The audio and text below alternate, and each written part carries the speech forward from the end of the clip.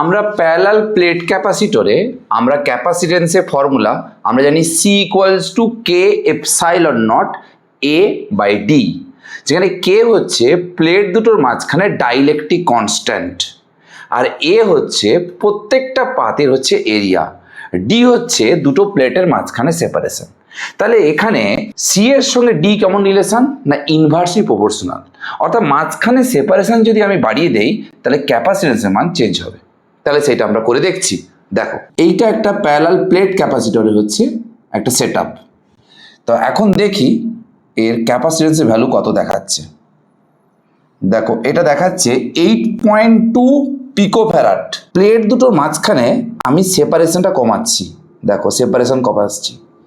আমরা জানি সেপারেশন কমলে ক্যাপাসিটেন্স ভ্যালু বাড়তে থাকবে। দেখ ক্যাপাসিটেন্স বাড়ছে না কমছে, দেখ দেখ ক্যাপাসিটেন্সের ভ্যালু দেখ, অনেকটা ক্যাপাসিটেন্সের ভ্যালু বেড়ে গেছে। আবার প্লেট দুটোর মাঝখানে সেপারেশন আমি বাড়াচ্ছি, দেখ ক্যাপাসিটেন্সের ভ্যালু কমছে, দেখ ক্যাপাসিটেন্সের ভ্যালু কমছে।